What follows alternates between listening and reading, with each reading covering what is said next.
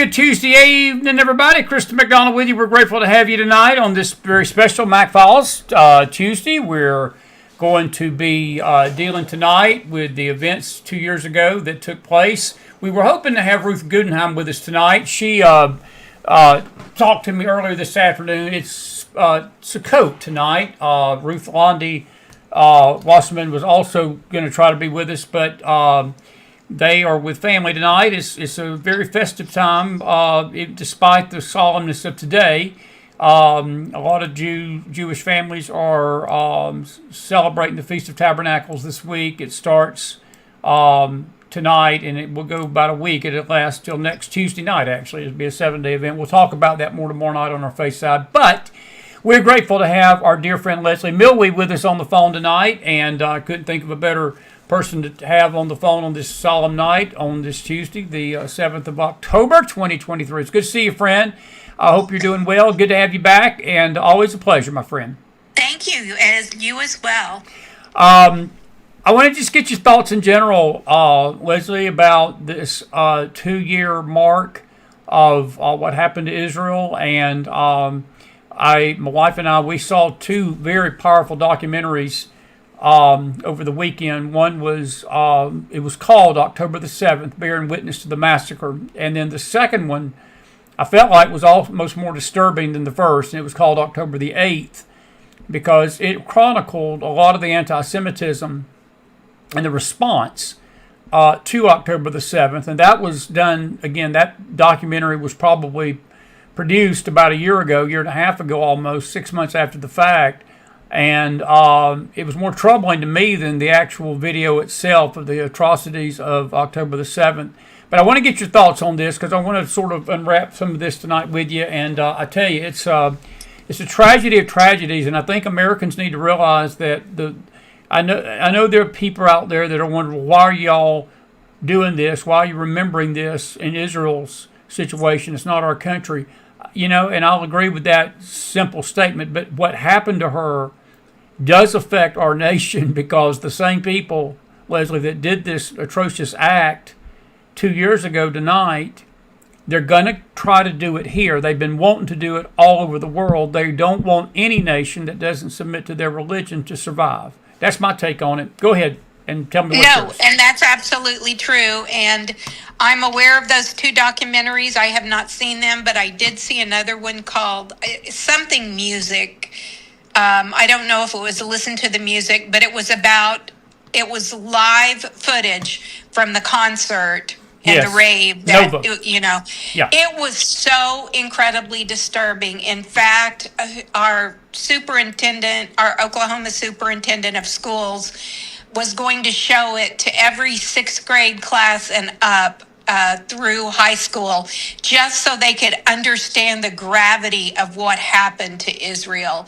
And I'm with you. I guess I'm not surprised that support is waning as we get further out, because Hamas and the Palestinians have had a larger opportunity and a prolonged opportunity to politicize this and make it about, God love them. They're like the Democrats. They're able to take something and flip it around, and they're the victims. Yeah, that's what's happened. It's crazy that they can do that, and that people will listen to that.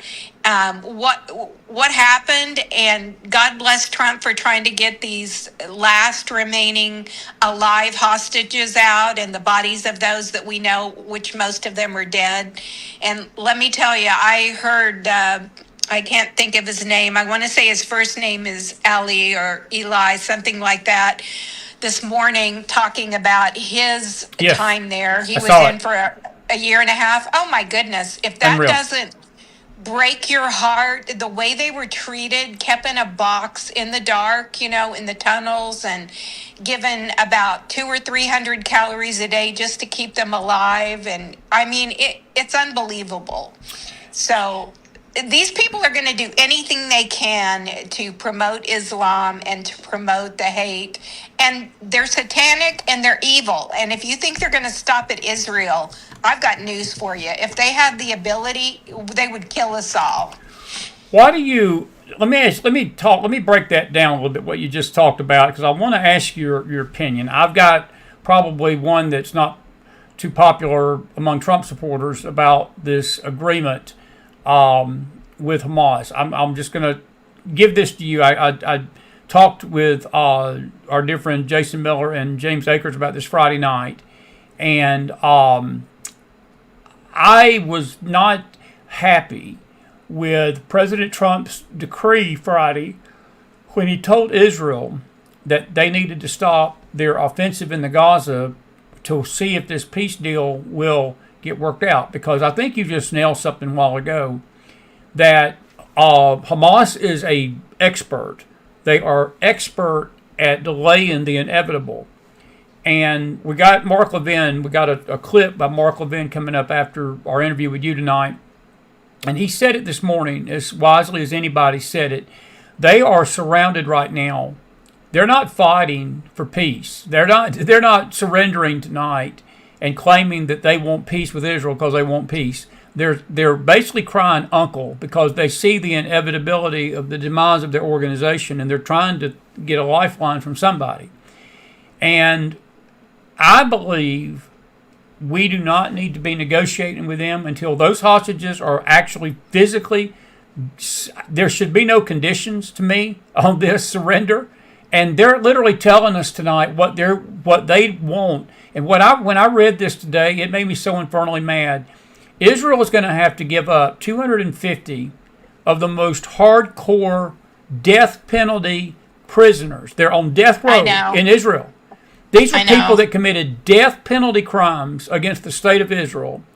And Hamas's demand to release 20 hostages that are alive and another 28 bodies, and there's a reason why Israel wants those bodies back. And it is pathetic to me. And Leslie, I'm being honest with you. I love President Trump, but I think he better be very careful what he's doing here, because he's not dealing with a business deal for a skyscraper. These are Hamas terrorists. I think he understands that, and I'm trying to give him the benefit of the doubt. But as I've on our screen tonight, I've got the image of Sharon Babas and those two precious children, the daughter and the son, that was burned alive, destroyed in captivity. Her body was mocked. They carried her body back the day after they returned the body of the children and used it to hold a Hamas rally last year, glorifying the terror that they did. And here we are going to give them back 250 of their hardest criminals for a promise that they're going to give hostages back? Blank no. That's how I feel about it. Blank no. Well, I'm looking at the big picture, and I'll tell you what I see. I don't see those 250 walking free forever. Let me just put it that way. I would like to think that we have some sort of plan, or Israel has some sort of plan to counterbalance that. I don't know how else to say it without sounding like Jay Jones in Virginia. Yes, exactly. I get the drift. I think we get the drift. Yes. So I have to believe that Trump is negotiating this in good faith, that he feels like it's a good deal for Israel. You're right. Their leadership is decimated. But when you have people that do not care one iota for human life, there is nothing you can do. I'll agree. How do you make somebody like that? How do you negotiate with that? You don't. They're martyrs. You don't. They'll die for their cause every day. So how do you balance that out? I think that's one of the questions. You have to hit them financially. You have to hit them with physical problems and not being able to regroup, no money. I mean, that's the only thing they're going to ever understand, because human life is not it.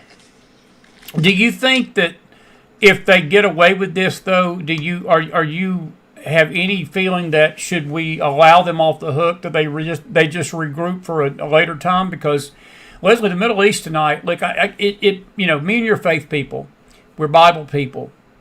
We know what the Bible says about what's coming on this earth. And there is no sustainable peace that is coming on this earth at any point of our future, anytime.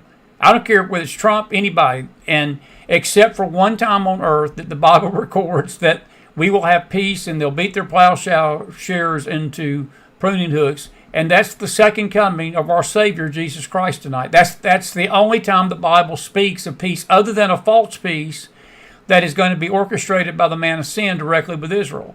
I don't think this is it. I don't think this is the covenant or anything like that. But the elements of it are the same, because I get the sense, I heard Bibi Netanyahu yesterday, and he was praising President Trump. And I want to just clarify, I'm not saying President Trump is wrong for trying this. I'm not saying he's wrong for being a good faith broker in this. At least he's trying to stop this fascist spread of Islam across the earth. He's trying his best. But what I am saying is I don't think we better put our faith too much in a peace treaty with Hamas and Israel, because I don't think Hamas is going anywhere. Israel's got them on the ropes tonight, and this is just my opinion. If they've got them on the ropes, and this atrocity that they committed 2 years ago, if there's any hint and any feeling in Israel or America that they could do this again, wipe them out. That's just me. And I know that Trump's trying to be a diplomat here, but I think you just said it. Can you even be a diplomat with two sides when one side is as barbaric as Hamas? Right. And I don't know that you can. And I have to think that there is more than what we see for Netanyahu to agree to cease fire and do all these things. I have to believe there's more to the story. Do I think there needs to be peace immediately? Yes. But when you're dealing with bad faith actors, you're right. You have to, and they never keep their word. They never honor it. I'd say let them go try to regroup after the peace treaty, and then we'll take care of it afterward. I have to believe that's part of the equation between Israel and the U.S. And hey, some of these countries in the Middle East, they want peace too.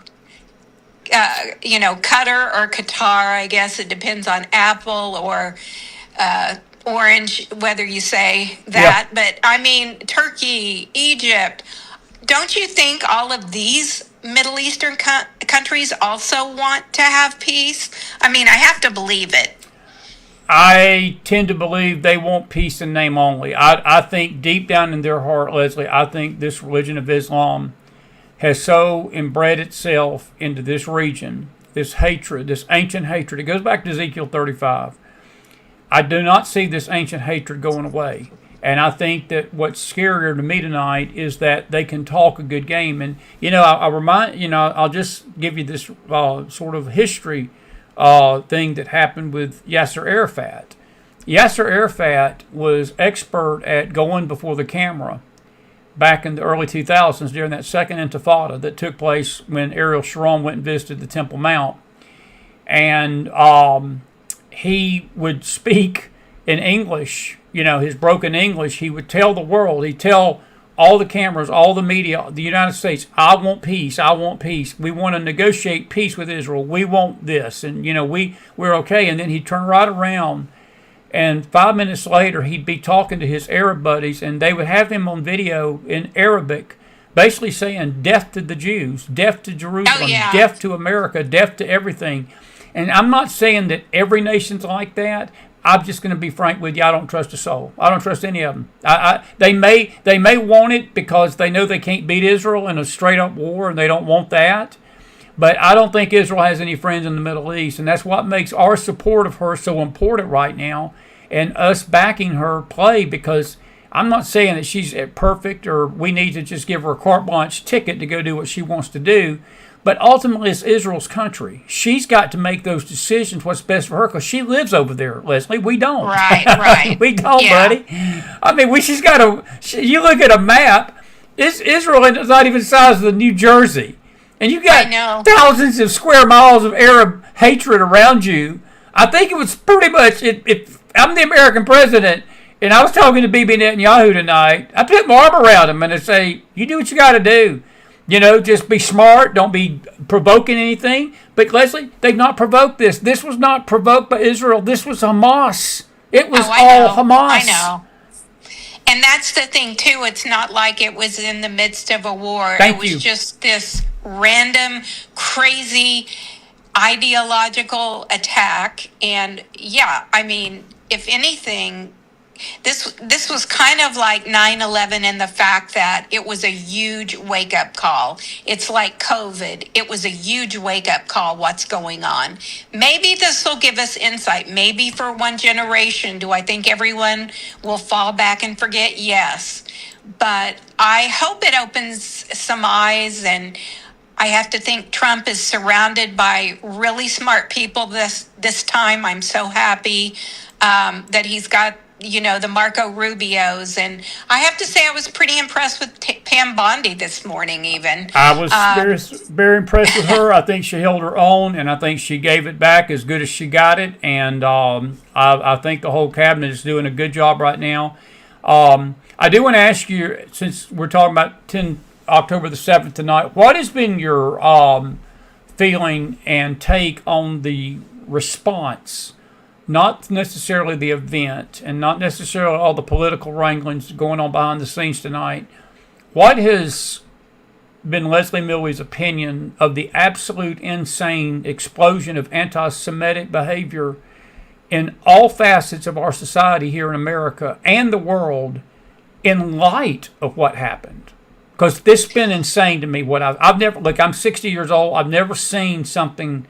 I always predicted this was coming. I remember telling my dad 20 years ago. I'll just share a quick story. I was driving in a car with some dear friends of mine in Knoxville, Tennessee. They were Messianic Jews, believers in Jesus. And I was visiting their congregation. It was the head of that church. I was in the back seat. We were driving down the highway in downtown Knoxville one night. And his wife, we were talking about the danger that the Jews were under at the time of the Intifada with Arafat, the suicide bombings and all the kidnappings and the knifings at the West Bank and all this unrest over there. We were talking about the Holocaust, how that many Christians hid Jews during that time, from the growing anti-Semitic behavior of Europe and Hitler. And she turned around to me that night and looked at me and she says, "Can I ask you a serious question?" And she said, "I'm not being funny when I ask you this." She said, "If something was to happen in America like that, would you," and she literally asked me the question face to face, she says, "Could we count on you to hide us if you needed to?" Now, you talking about things getting real. This was back in 2002, 2003. And I started tearing up in the back seat. And I told her that night, I said, "Ann," I said, "you doggone right I would." I said, "I'd find a place for you. You got a place to come." I said, I may not have the biggest house, but I'll dig a hole for you. I'll find a place to put you. Absolutely. But Leslie, I know this sounds crazy to some tonight. I'm not so sure that that's not the choices that some of us are going to have to make. If this anti-Semitic heat keeps going higher, buddy, the Jews ain't going to have nowhere to hide. They're going to have to either go to Israel or start hiding, just like they did in Europe. And I don't say that lightly tonight, and I'm not trying to be melodramatic about it. I have never seen the temperature this hot and this ugly toward Israel in all facets of our society tonight like it is in 2025. No, it's never been this way. That's the bad thing. The one good thing that I can say is people like us are finally stepping up and they're voicing, we're tired of this. We are sick of this. We are canceling you. You will not treat people like this. Now, you still got places like Harvard and Columbia and these people that will not do anything about it. You've got these professors with the Charlie Kirk death. I mean, to me, that was very real, how badly we are. We've really gone off the rail there. But I think we're more awake. With that comes wisdom and value that we can foresee these things. But yeah, we're there. What are we going to do about it? I was saying that to Bill at dinner tonight. I said, I I want to do something. I feel so helpless after Charlie, after, Israel's still in war. Right. Putin is getting by with things. I said, I kind of feel like I felt whenever the Tea Party was formed, only much stronger. I feel like we just have to take a stand, and how you do that, I don't know. I don't know if we show up in these cities like Portland and Chicago and we support the law enforcement. Can you imagine being a cop in Portland or Chicago right now, or Seattle or LA or New York? Leslie, these people that you just mentioned go to work every day with $60,000 or less a year jobs, and they have got pretty much a 50-50 shot of coming back home alive that night. And I know. It's a war zone in our nation. And and I got to say this, prophetically speaking, it's like the very thing that when our country, and I'm not saying again, I'm glad you said what you said, it's not everybody, but there is a growing element in this nation, in all facets of it: religion, media, government. We've got congressional people doing this stuff, saying this stuff. We've definitely got Hollywood saying it. We've got world leaders saying it, and just some of the ugliest anti-Semitic rhetoric. And then you look at what's going on in America tonight.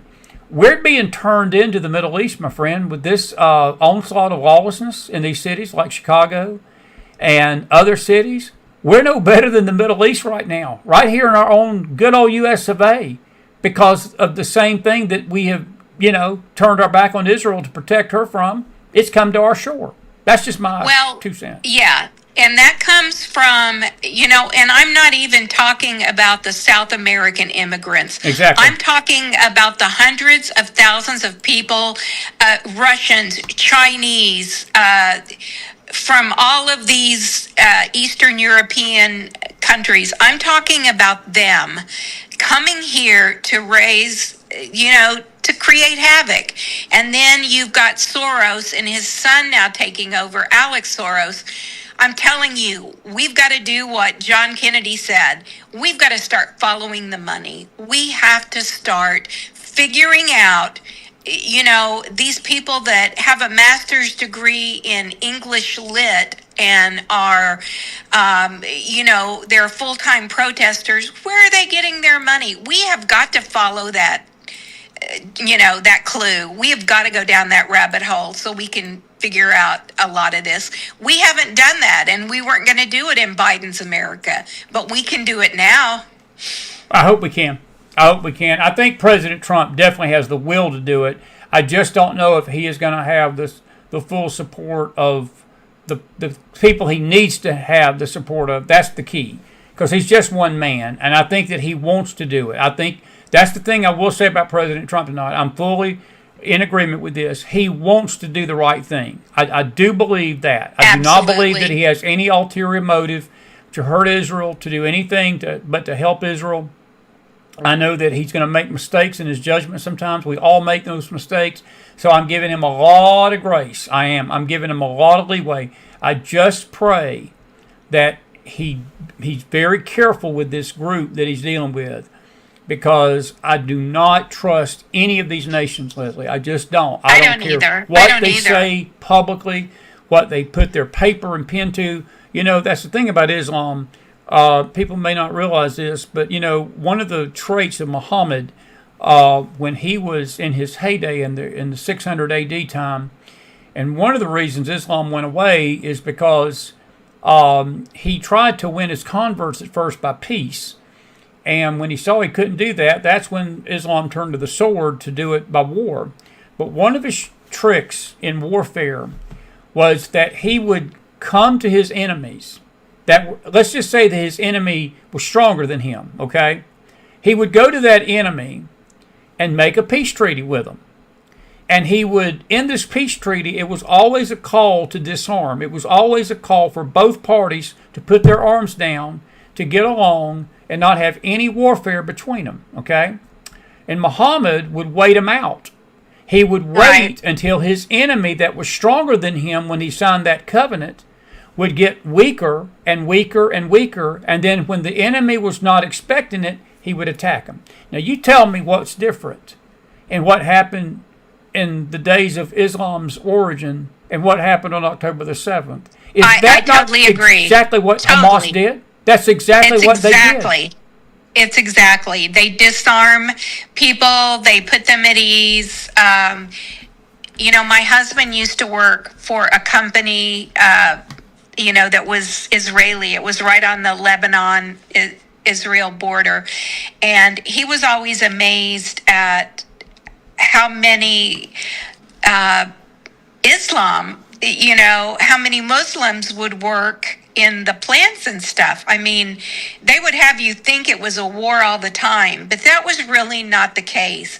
And that made it even worse because I think they were so disarmed and so surprised by that attack. I mean, they did not see that coming on any level. They did not. No one did. And it was and it was almost in the same manner, because I look at the disarmament coming in 2005 when Ariel Sharon pushed the Israeli settlers off the land to hand the Gaza over to the Palestinians, thinking that that would appease them and that Israel would live in peace and there would not be any more war, because he didn't believe the Palestinians would do this.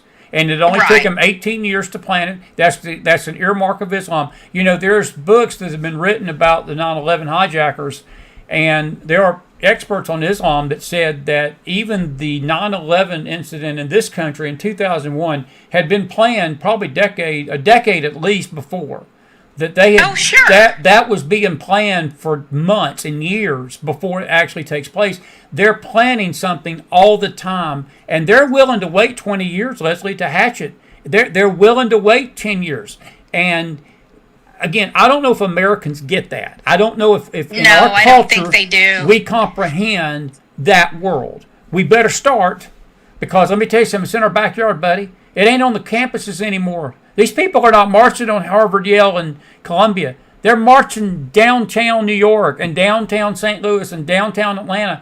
They're marching in the streets of our nations. Is that right? Well, and I think Trump is totally on track the way he wants to send in the National Guard. He has the right. The Constitution gives him the power to usurp the power of the state in critical situations. If this isn't a critical situation, I don't know what is. I guess it's relative to the way you think. I know a lot of these judges don't feel like it's bad enough, but my question is, what is bad enough? What's going to happen soon, very soon, is there will be lives lost of ICE agents and policemen and FBI, those kinds of people. And when that happens, we will be close to a civil war. I really believe that. I think Trump has to be aware of that. And I think that's why he is sending in these troops. And I don't know how you feel about the troops, but I think it's just so needed. I think we have to go down this road. And I hate it. And I'm with you right there, what you just said. I do not get the warm heebie-jeebies with federal troops in cities. However, the Dems and these mayors, Leslie, and these governors like Pritzker and like Johnson in Chicago, and like the idiots in Portland tonight, the idiots in Seattle tonight, the idiots in other nations, capitals, Minneapolis, Waltz and that bunch. The mayor in D.C. has seen the light, because she sure ain't fighting it no more. She saw what the troops did in D.C. And but I'm going to tell you something. They've left him with no choice. And he can't, as president, in good faith, see it. And this is the difference in leadership. He's going to take lawlessness very seriously, and he's not going to let it destroy American citizens' lives. And I applaud him. I don't like it no more than you do and anybody else. But as you said, I'm in an agreement with you 1,000,000%. It's necessary. They've left him no choice but to do this. And I agree. Look, if you can't walk through your mailbox without getting mugged, something's wrong. I mean, something's wrong. And it's just like what happened with the Jews in this respect. Exactly You know, right. it's in Minneapolis, it's in LA, it's in Portland, and then it kind of goes into some bluer areas. It goes to Georgia, it goes to Mississippi, it goes to Missouri. These are, they've almost tried to make it, they've normalized it. And now when it spreads, and I think that's Trump's fear, it isn't going to just be in the blue cities. Now, I think if they came to Oklahoma, they'd have a mighty hard time. I think we've got a lot more guns than they've got people. So, but, most people don't. Well, I won't say most. The people on both coasts do not think that way. And thank God there's a whole lot of us sandwiched in between. Yeah, That's I'm with all you I on can that. say. I think it's well said. And, I was going to bring up the situation with the lawlessness tonight, Pam Bondi. I do want to ask you a couple of questions outside of the October the 7th situation. And we'll take some comments from the people in a minute. I've got some good ones already. I'll run and speak on in a minute. But what do you think is going to happen with this Jack Smith situation? This basically surveillance of senators. I think that the Dems sort of stepped in it pretty good on this one. I got to say this though. I got a tweet tonight and I downloaded it, and I'll just do this real quick while you're on the air, okay? And I got to read this to you. I got to get my glasses on because I can't see without them. But this is the list of all Republicans that were arrested in the 4 years of Joe Biden's administration. Now, here we go. Donald Trump, Waltine Nada, Carlos de Oliveira, Stephen Bannon, Peter Navarro, Thomas Barack Jr., Matthew Grimes, Rudy Giuliani, Mark Meadows, John Eastman, Kenneth Chesebro, Sidney Powell, Gina Ellis, Scott Hall, Sean Steele, David Schaefer, Kathleen Latham, Jeffrey Clark, Trevin Cootie, Robert Cheeley, Harrison Prescott Floyd, Stephen Lee, Ray Smith III, Michael Roman, Misty Hampton, Misty Hayes, Kelly Ward, Tyler Bauer, Nancy Cottle, Jacob Hoffman, Anthony Kern, James Lehman, Robert Montgomery, Samuel Moorhead, Lorraine Pellegro, Gregory Saffin, Michael Ward, Boris Epstein, Christina Bobb, Alan Weisberg, Michael McDonald, no relation, Jesse Law, Jim DeGraffeney, Durwood Hendel III, Sean Meehan, Eileen Rice, Kathy Bearden, William Hank Cody, Amy Feccinello, Clifford Frost, Stanley Grote, John Haggard, Marion Henry, and Timothy King. That's not all because I got to finish this up. There's another one. There's two lists. And then the second part of that list includes James Renner, Myra Rodriguez, Rose Rook, Marion Sheridan, Kent Vanderwood, Steve Bannon, Tina Peters, George Papadopoulos, and 1,265 J6 defendants. And the way the guy ends his tweet is, here's a list of all the Democrats that have been arrested during the Trump administration. And you know what he's got at the bottom of this? A big fat zero. That is what is infuriating the public tonight. It's infuriating me because he's exactly right. Lois Lerner should have been sent to prison. I mean, she is the first one I would start with. Basically, she started doxing and going after Republicans, hundreds of thousands of them, based on who they supported. That's the first one. The second group of people we need to start with are, let's go down the Jack Smith and all of those people involved in that. I think this is brilliant. If I hear one more even middle of the road person say, well, you can't have political retribution. Honey, this ain't retribution. This was evil that was perpetrated upon these people. They violated their civil rights, Leslie. It was illegal.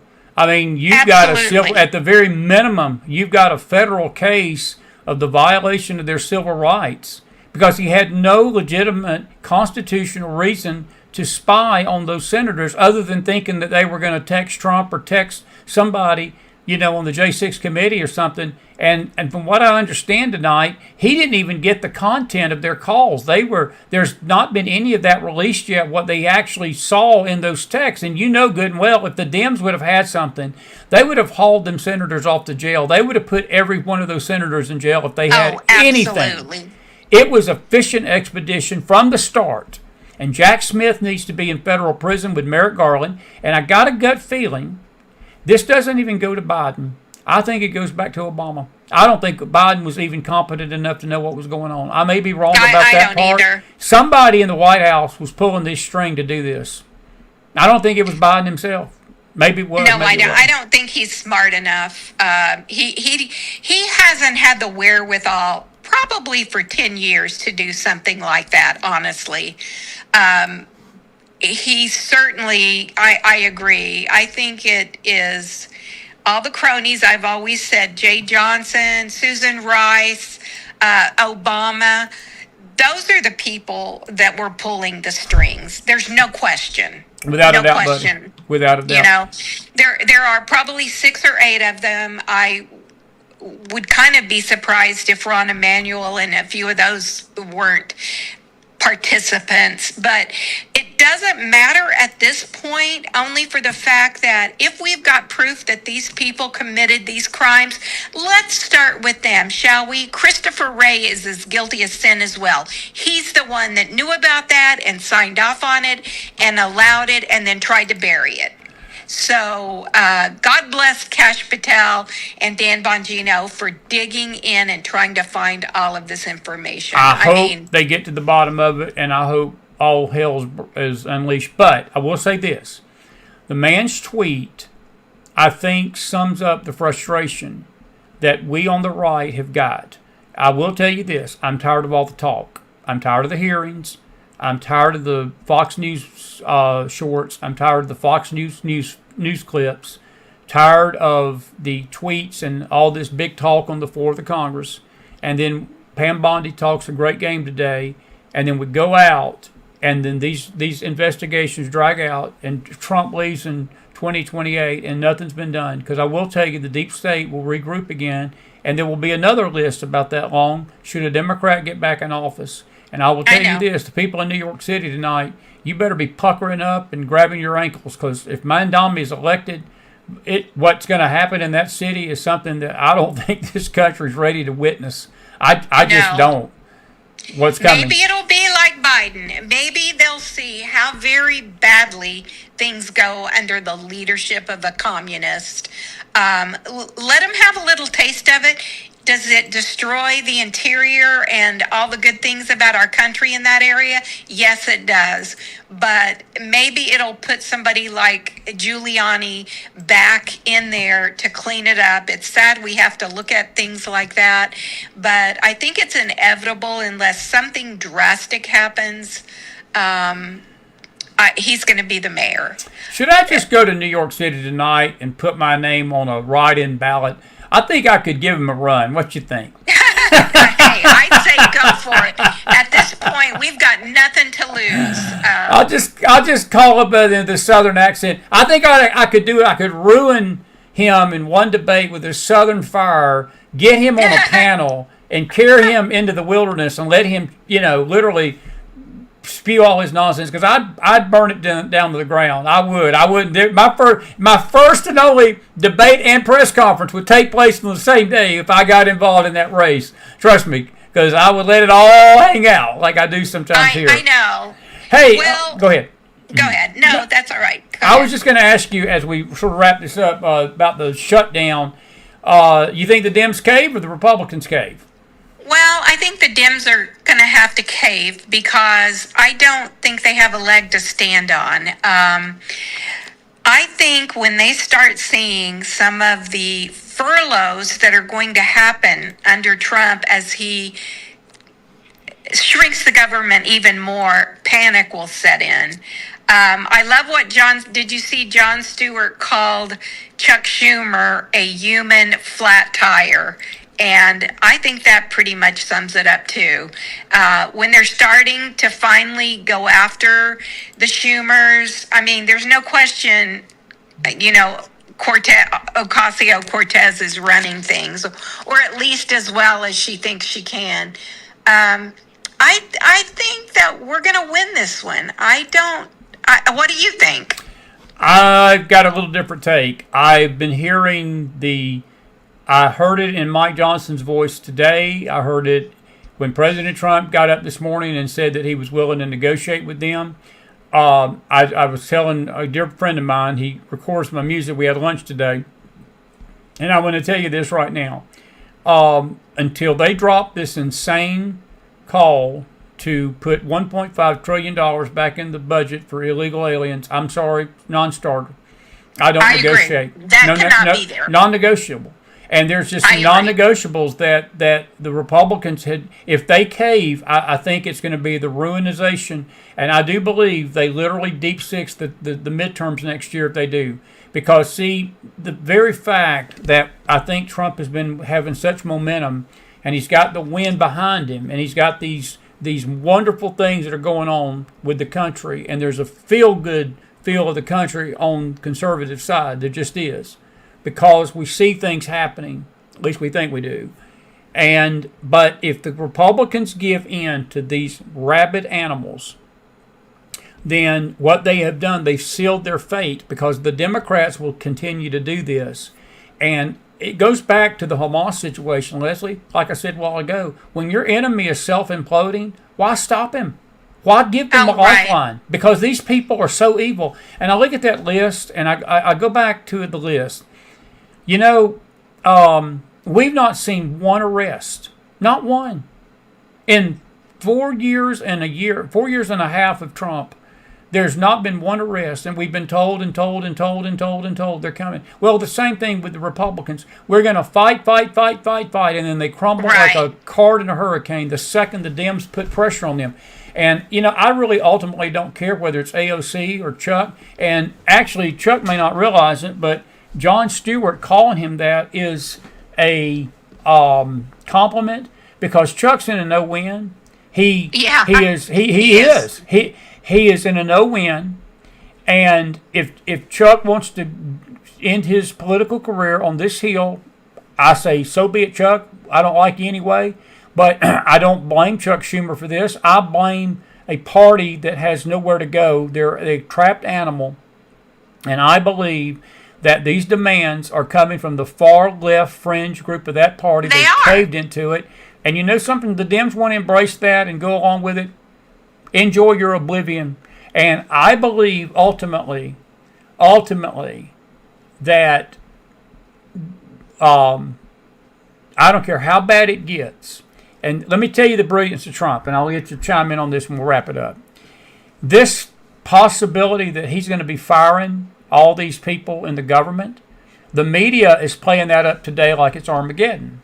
And they're playing it up like that all these people are going to lose their health care and people are going to lose their rights. Now, the air traffic control tower bothers me a little bit, because I don't want to be getting on an airplane without air traffic controllers know where my plane's at and what other planes are in the air with me, okay? I'd like to know that.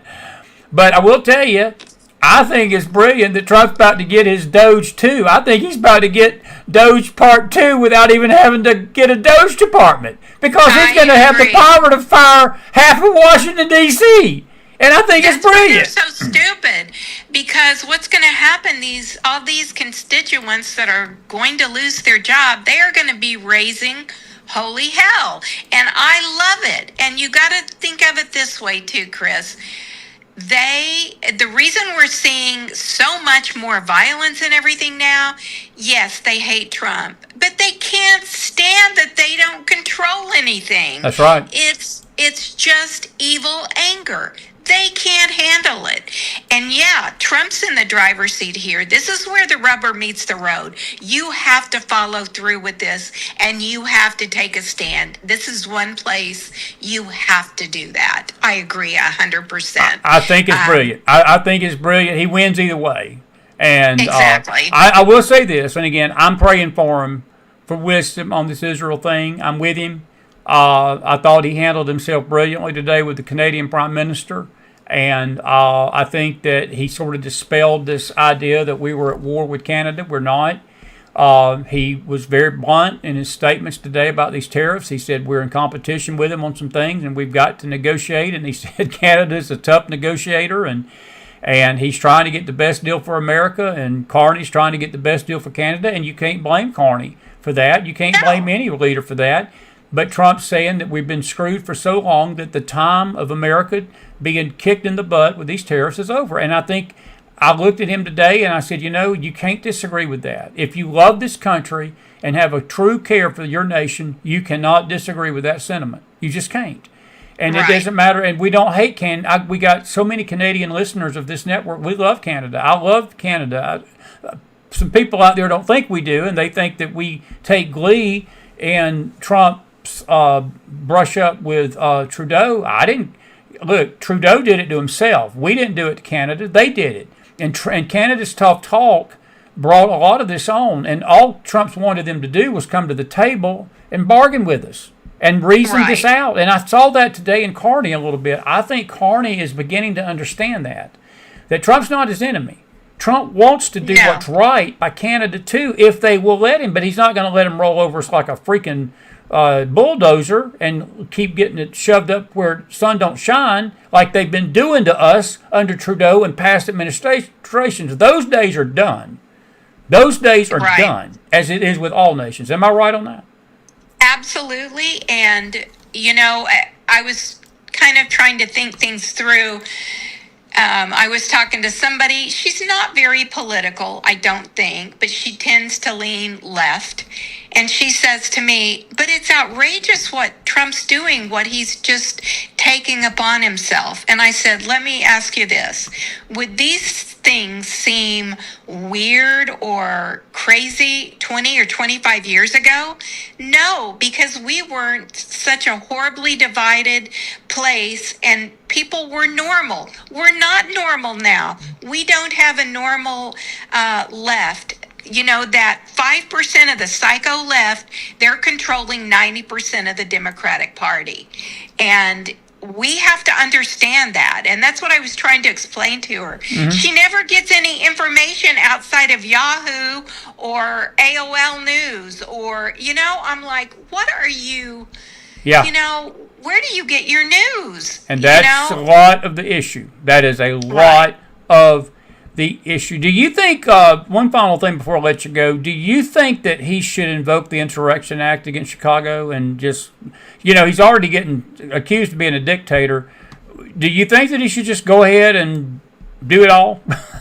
Just go ahead and go, if they're going to accuse him of doing it, just do it. I don't think so. I just don't want to give them more fodder. I don't want them, of course, he's never going to win or please any of them. That's not his base. That's not who he has to worry about. But I don't think we're there yet. I wish there was, think it was kind of brilliant. They tried to backdoor that judge, shutting them down by sending California and Texas, National Guard. That decision's going to be overturned in a higher court. I think he's eventually going to be able to send troops into Chicago, into Portland, into Seattle. And I think if that doesn't happen, then you evaluate that. Fair enough. But I don't think we're there yet. I don't want to get into this tonight because of the sensitivity of the matter that we're dealing with tonight, but I do want to get like a 2-minute take, and you can elaborate as much as you want to. What I know that you've heard the news. We talked about it a little bit before the show, and we'll talk about this another time. Maybe next week when I got you on. I'm going to try to get you on once a week if we can, or once every other week.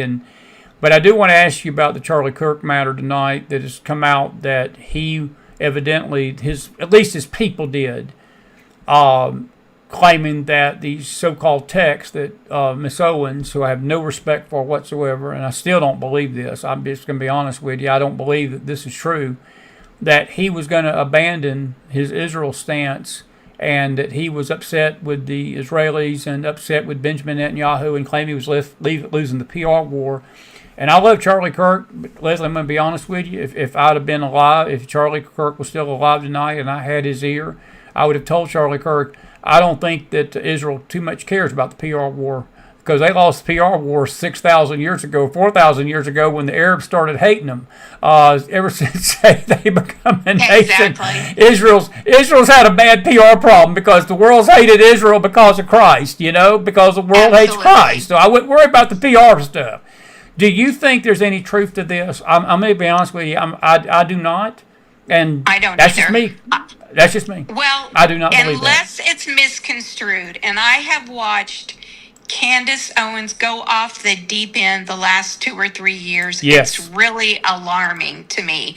I have to say, when she first was with Turning Point and coming up, I thought she had so much great potential.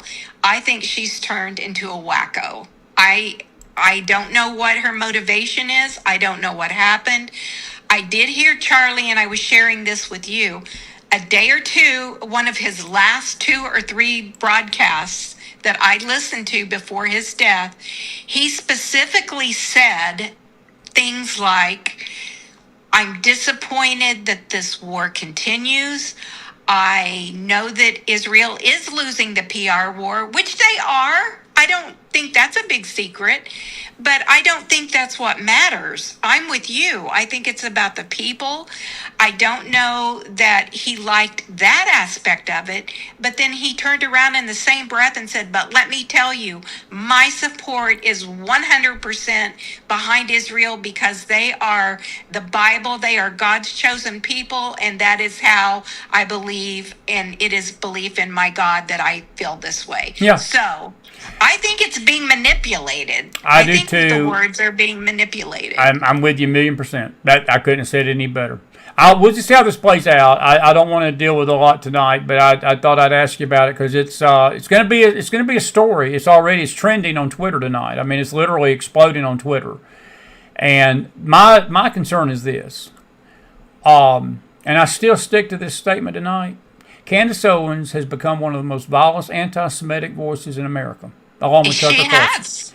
And what this does, if the Kirk people don't understand this, what they've done, people are going to say, well, if Candace was right about that, then Candace is right about that Israel's evil and they control the world and they control the government and they're the spawn of Satan and they're the synagogue of Satan and they're the spawn of the earth, the trash of the can, And that's what the danger of all this is, because this is how people are. And if they have a reason to hate Israel, they're going to take it, my friend. That's the danger in all this. But Right, and that's the way the world is. And we know from the Bible, this is going to continually get worse. And I'm not going to go into it tonight either, but I'm telling you, I watched a special about AI and the setup for the mark of the beast and how we're all going to have to be able to check in digitally to have commerce and buy and sell and things like that. It's going to come down to that. How many restaurants have you gone into in the last year that they only accept plastic? Plastic. No, A lot. no cash. It's a lot. And Any sporting event, you go to any sporting event, it's no cash. It's all cash. I know. I just.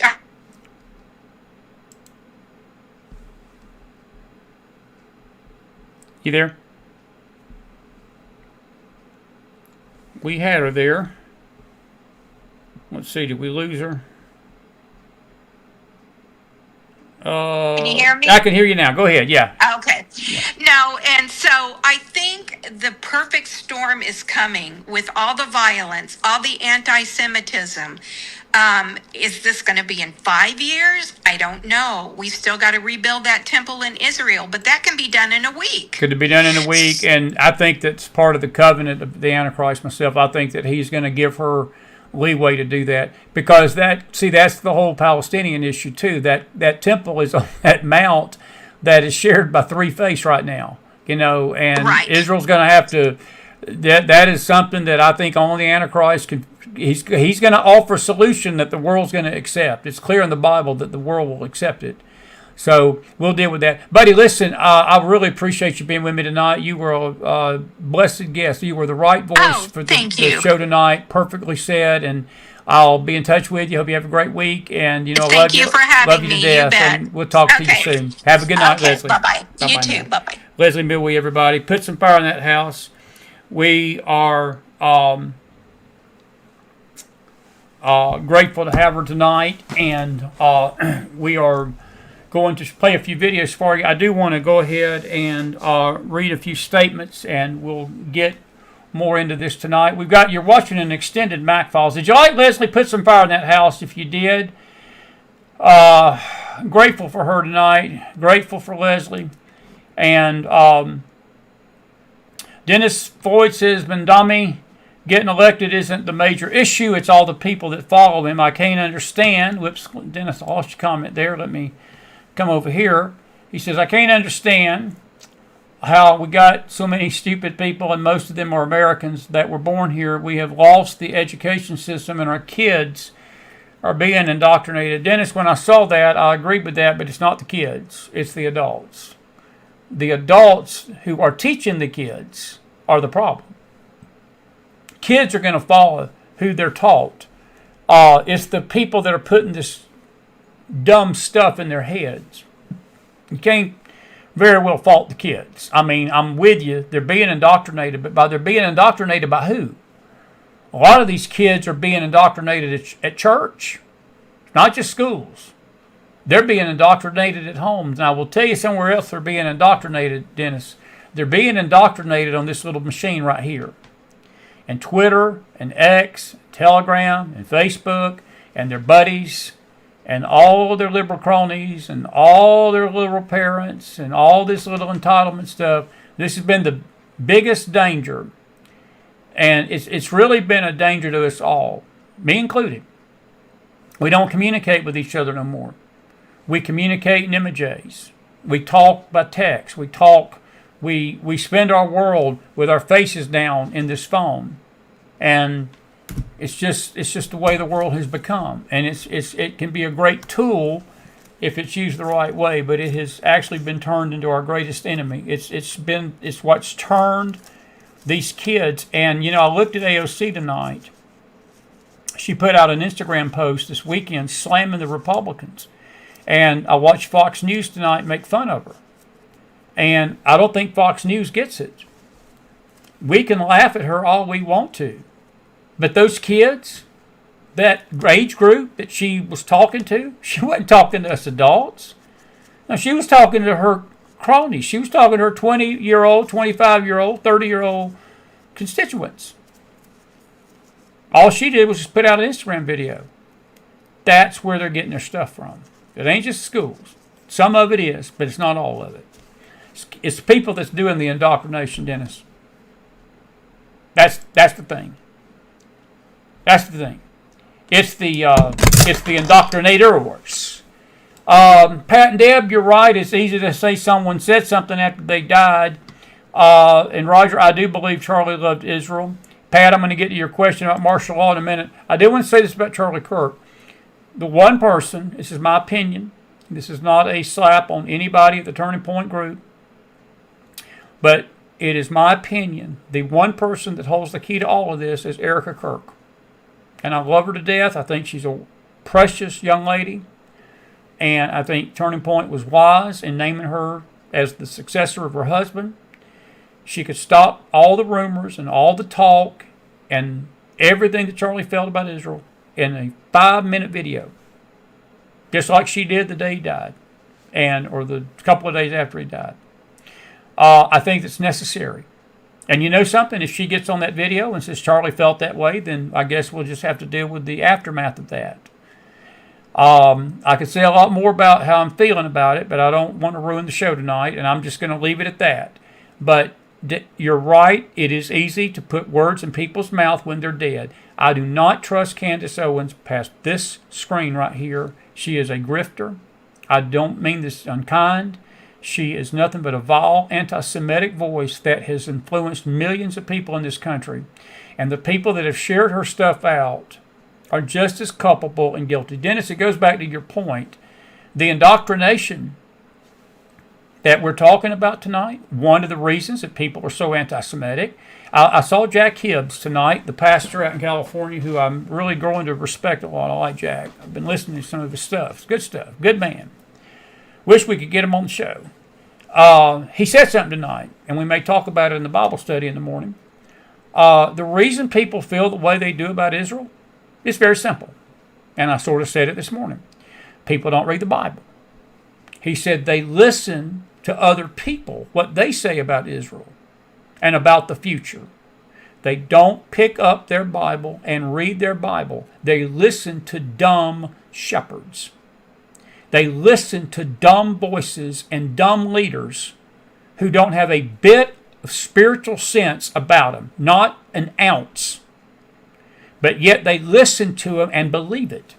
Roger, it goes to your point about Mendami a while ago, I think, or maybe one of you, Dennis, it may have been you, about people, you don't understand why people are following him. It's simple.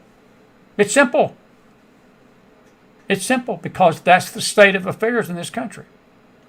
That's the state of affairs. People are listening to dumb leaders, and they're following them instead of following the shepherd. The shepherd. I'll leave it at that. I'll leave it at that. I'll leave it at that. Pat, you ask about the martial law thing. Do you think Trump will declare martial law? Elaine, I'm going to get to your question about, or comment about the 60s too. Pat, honestly, I hope and pray that it does not come to that. I hope it does not come to that. And I right now I'm going to say no. Right now I'm going to say no. I get accused of wanting a civil war in this country, and I want to address that tonight. That is the furthest thing from the truth. That's the biggest lie. We have never, ever on this network advocated for civil war. Never. What we have said is that if the country does not get its act together, I believe the people that want the civil war are the people that are accusing the right of wanting it. That's what the left wants. Because in getting a civil war, that's when you wound up with martial law. That's what they want him to do. And I tell you why they want it, Deb and Pat. They're already calling Trump a dictator. They're already calling Trump Hitler. They're already calling him racist. They're already calling him that he hates brown people. And he hates blacks. We call that all the time here. We call that name all the time. I should get me a little card. Write it on my forehead. It's all right. Because I know in my heart I'm not any of those things. But anything that he does, Leslie said it tonight. She said it beautifully. We don't want this lawlessness to drive him to do something that we really don't want to do, because, folks, this can be reversed just as quickly. If you have a Democrat president in office and Trump sets a precedent of doing this now, we may not have Donald Trump in the office 10 years from now, and it can be done the other way too. I'm surprised it hasn't been. It's just been by the grace of God that we have survived not having that happen. We don't want that. We just don't. Does it mean that we're not going to have it? I can't make that promise to you, buddy. I don't know. As of now, I'm going to say no. It's not what we want. It's not what this network wants. We don't want that. But the country's headed to that if we don't get our acts together. I'm serious. If this country don't get its act together, I'm afraid that's where we're headed. And I got to tell you, folks, this Israel thing is not helping. This Israel thing is stoking a lot of this anti-Semitic spirit, these voices on X and these voices on YouTube and these voices on Telegram and these godless blanking prophets and these pastors and these teachers. And I said it last night, I'm going to say it again. The silence is more deafening than what they're saying. You've got people out there, folks, that have never condemned the violence of Hamas in 2 years. Not one word have they ever put out to say this was evil. No, what they've said is Israel's evil. What they've said is Israel controlled Charlie Kirk. What they've said is Israel controls the government. What they said was Israel planted there's a saying out there tonight that Erica Kirk herself was an Israeli plant, that Israel sent her to Charlie to marry him, to infiltrate TPA and turn TPA into a Jewish hub. That kind of crap is out there tonight. I have been loathsome and slow to even mention it.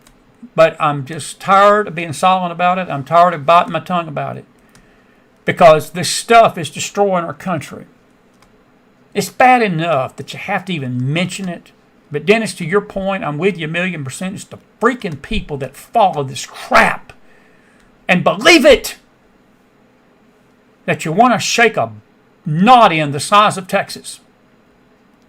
And if that's calling for civil war, then write that down in your little book and close it. That's not civil war, folks. We don't want that. We don't want that. I'll amen myself. I'll amen myself.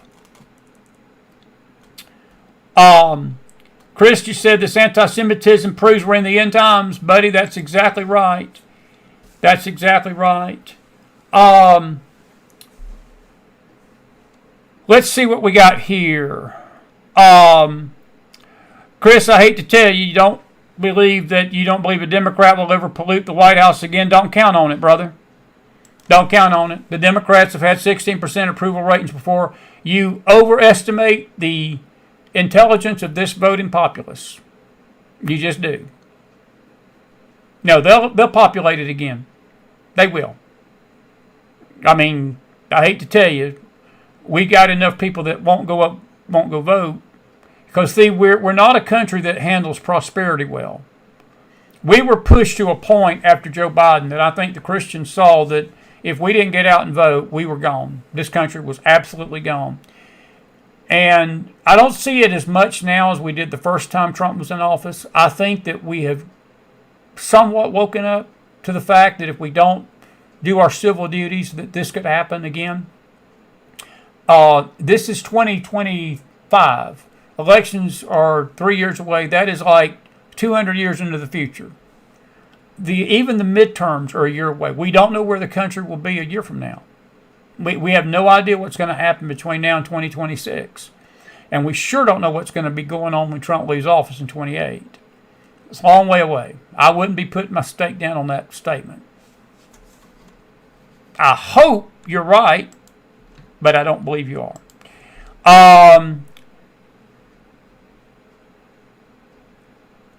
Let's see here. Gail, Chris says Jack is great. Yes, he's a good man. He seems to be.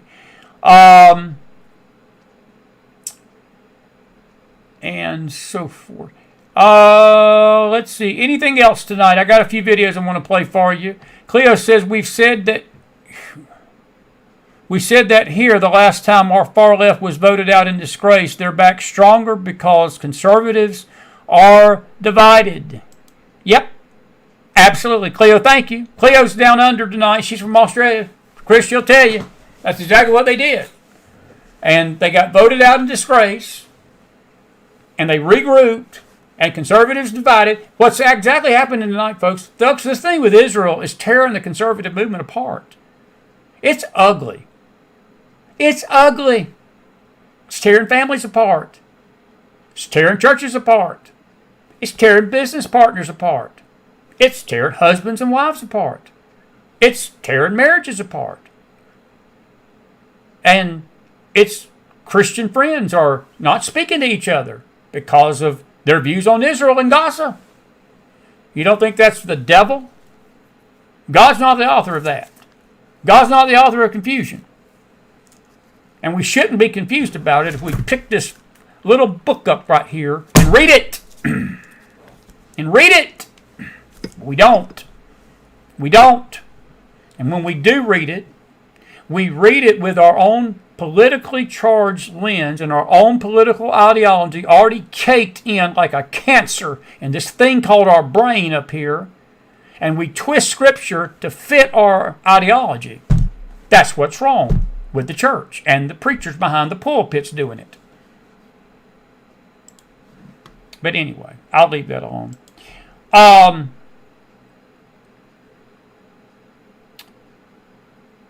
Let's see here. What else we got here? I got to play a video or two, and then we're going to wrap it up. It's an extended show tonight, so we got some time. Let's see here. Roger, you're right. The American people have short memories. They do. You asked the question, should Erica dignify Candace a response? Roger, it's not about Candace Owens. Not about Candace Owens. She's just a tool. What Erica Kirk needs to do, though, this is my opinion, and again, this is not a slap at her. Look, I respect her, and I pray for her still. Look, she's a hurting. That young lady, what that young lady experienced 4 weeks ago tomorrow. It'll be 1 month tomorrow when all this happened. I don't think any spouse on this planet, male or female, whether it's a husband or a wife, would want to see their spouse murdered in cold blood like she sit there and witness with her children sitting and staring at this stuff. I don't think any of us would want to even fathom how that would put us, what that would put us through. I do believe that she could quelch a lot of not just Candace's crap. It's not just Candace. It's a bunch of these voices out there. It's congressional voices and Xbox host voices and network voices, Christian voices, Christian singers voices. Publicly. I'm not talking privately. I'm talking about public. There's a guy out there tonight, Zach Bryan, that is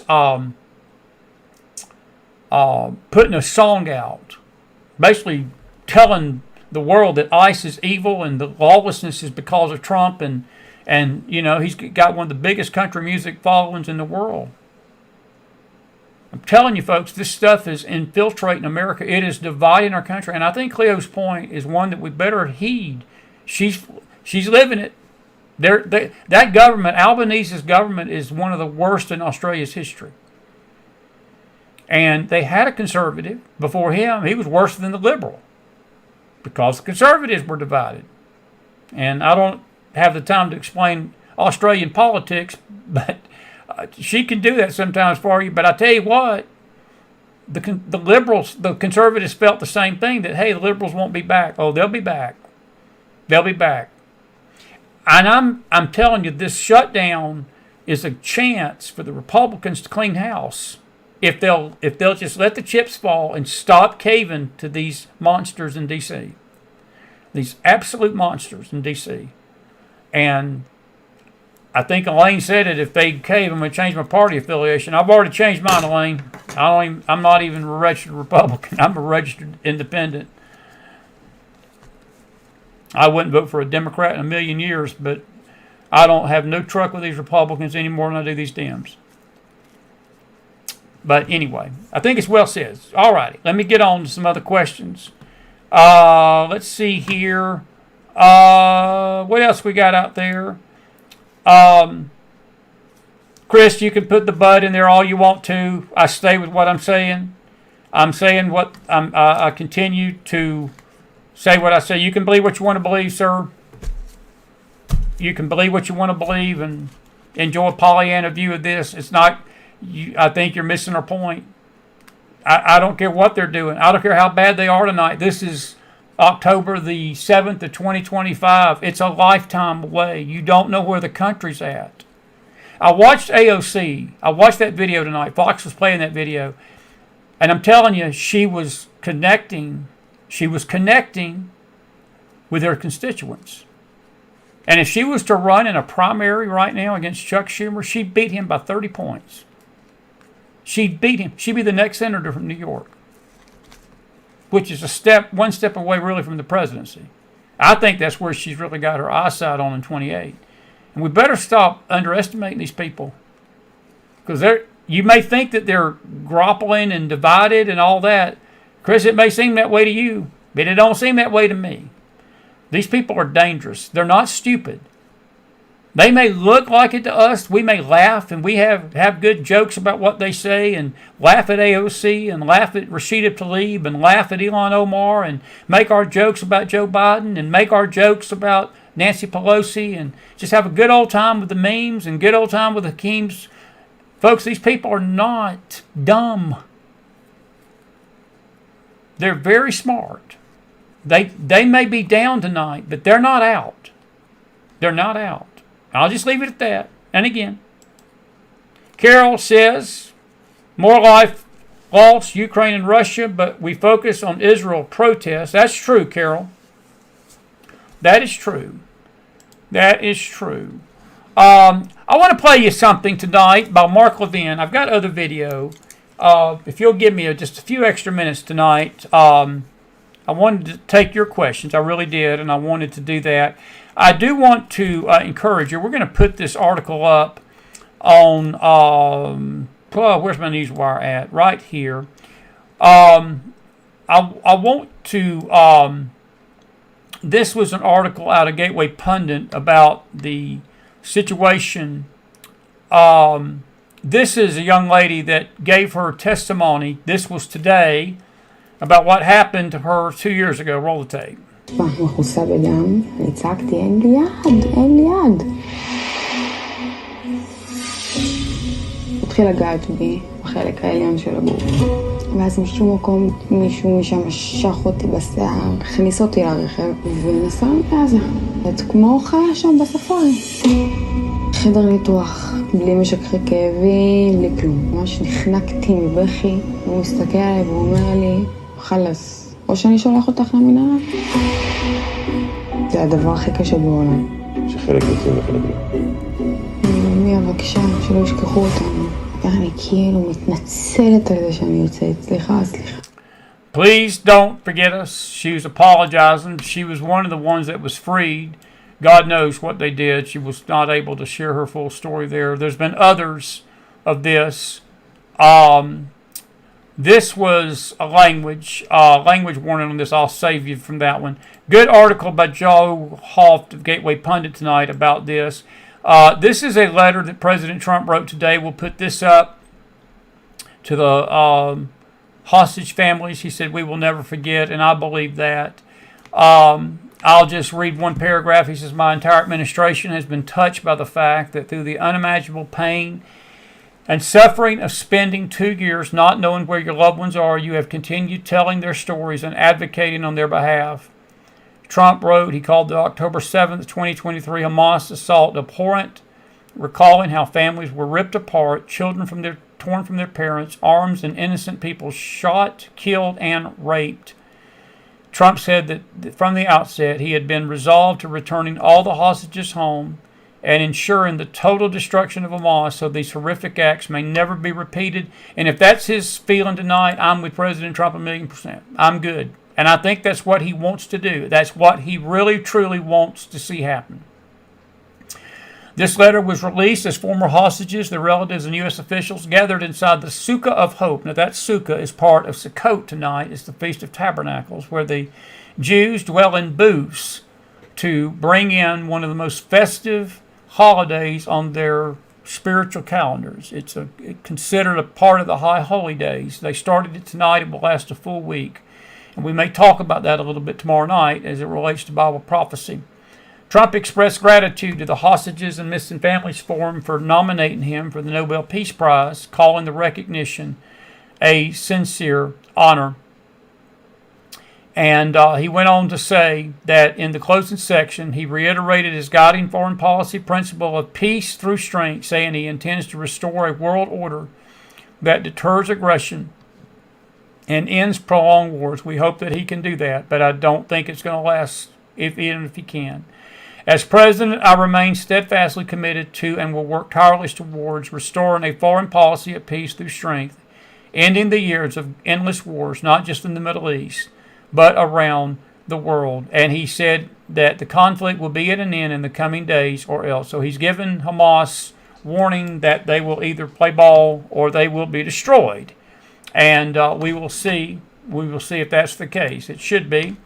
And so forth. And I will leave it at that. We've got another article. I want to show you this tonight. You realize, folks, that all this hoopla in Chicago and Brandon Johnson, 100 murders in Chicago in the last decade.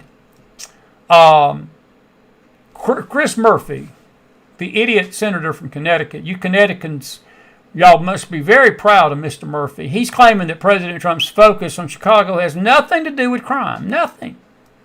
But failed to mention that the Windy City has witnessed over 6,200 murders during the last decade. This is the news and the numbers by Breitbart. This was obtained from them going from 2016 to October the 7th. I want you to look at this, folks. It's unreal. This is absolutely unreal. 2016, 764 murders. 2017, 650. 2018, 564. 2019, 490. 2020, the year of the pandemic, 769. 21, it even went up greater after the election, 804. I want you to look at these numbers. 2022, 714. 2023, 620. Last year, 573. Now, half of the year, October, they're on a little decrease, but they're still likely going to probably top out at 400 murders. There were 6 murders this weekend, 30 shot this past weekend in Chicago. That totals, folks, to nearly 6,200 murders in 10 years. You realize we didn't even lose that many people on 9/11? We didn't even lose that many people during Pearl Harbor, folks. 6,200 people. But he claims, this man over here where I've got my mouse, the man with the big mouth, that Trump supporters want a rematch of the Civil War. Okay, Brandon, whatever.